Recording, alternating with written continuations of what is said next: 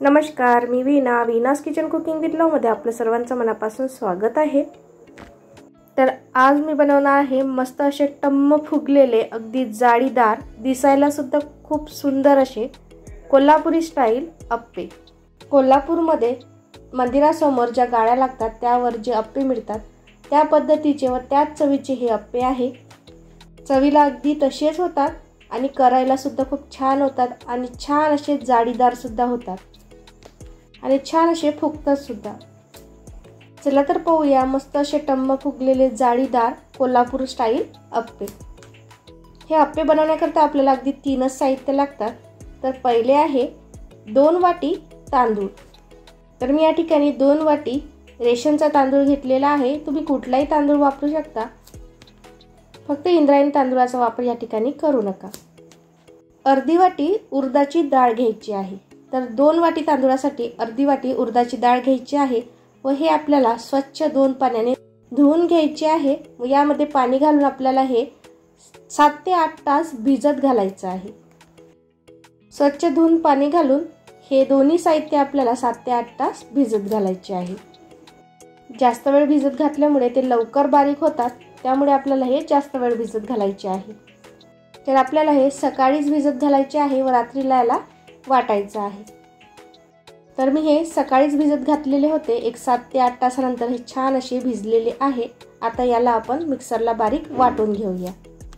डाळ व तांदूळ छान असे भिजलेले आहे। आता एका मिक्सरच्या भांड्यामध्ये थोडीशी तांदूळ व थोडीशी डाळ घेऊन आपल्याला हे हलकसं पाणी घालून बारीक वाटून घ्यायचं आहे। जास्त पाण्याचा वापर करायचा नाही, नाहीतर ते जास्त बारीक वाटल्या जात नाही। त्यामुळे आपल्याला थोडंसं पाणी घालून हे बारीक वाटून घ्यायचं आहे। एकाच वेळेस आपल्याला यामध्ये पाणी घालायचं आहे, नंतर आपल्याला पाणी घालायचं नाही। एकाच वेळेस पाणी घालून वाटल्यामुळे छान असे बारीक वाटल्या जातात। तुम्ही बघू शकता मस्त असे फाईन वाटले गेलेले आहे, पांढरे शुभ्र दिसत आहे। तर अशा प्रकारे मी संपूर्ण तांदूळ व डाळ वाटून घेणार आहे। डाळ व तांदूळ छान बारीक वाटून झालेली आहे। आता यामध्ये मी 1 वाटी रवा घालणार आहे। तर अगदी बारीक रवा या ठिकाणी घालायचा आहे, जाड रव्याचा वापर करायचा नाही। जाड जर रवा असेल तर तो मिक्सरला बारीक करून तुम्ही यामध्ये घालू शकता। आता याला या बॅटरमध्ये आपल्याला मिक्स करायचं आहे।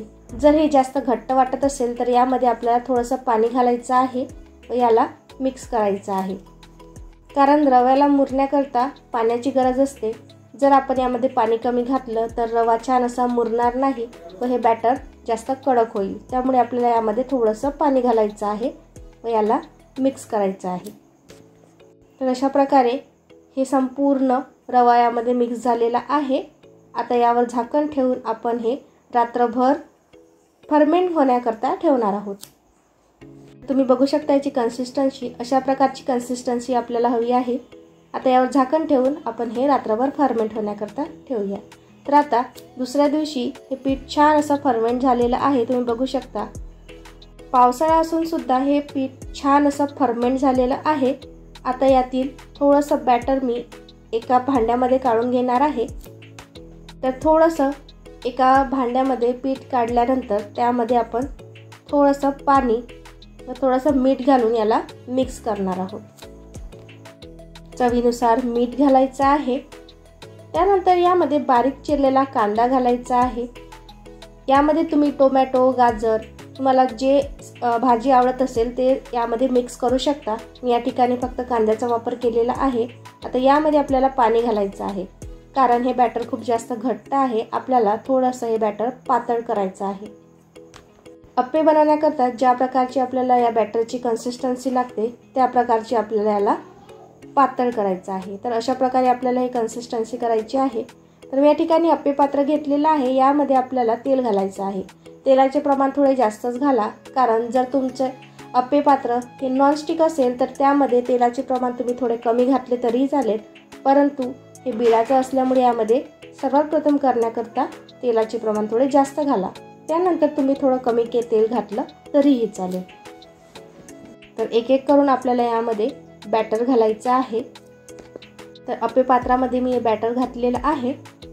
आता यावर आपण झाकण ठेवून एक 2 ते 3 मिनिटं मीडियम फ्लेमवर याला शिजवून घेऊया।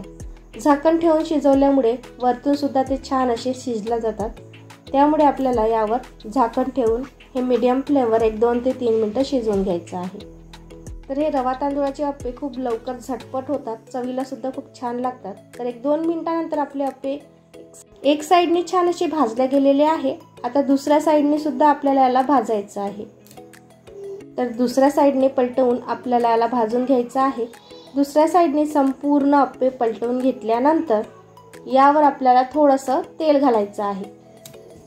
तर या अप्प्यांची सर्वात महत्त्वाची गोष्ट म्हणजे या अप्प्यांना तेल अगदी कमी लागतं। अगदी कमी तेलकट होणारे हे अप्पे आहे, त्यामुळे हे खूप जास्त पौष्टिक सुद्धा आहे। जर आपण इन्स्टंट रव्याचे अप्पे केले तर त्याला खूप जास्त तेल लागतं, परंतु हे जे अप्पे केले तर याला खूप कमी तेलाचा वापर करावा लागतो व छान असे हे मस्त टमटम फुगतात व आतून जाळीदार सुद्धा होतात। तर अशा प्रकारे दोन्ही साइडने हे अप्पे छान असे भाजून झालेले आहे। तुम्ही बघू शकता मस्त असे अप्पे झालेले आहे, कलर सुद्धा खूप छान आलेला आहे। तर अशा प्रकारे मी संपूर्ण अप्पे तयार करून घेणार आहे। अप्पे तयार आहे। आता यासाठी लागणारी आपण चटण्या तयार करून घेऊया। त्यासाठी मी एका कढईमध्ये 2 चमचे तेल घेतलेलं आहे।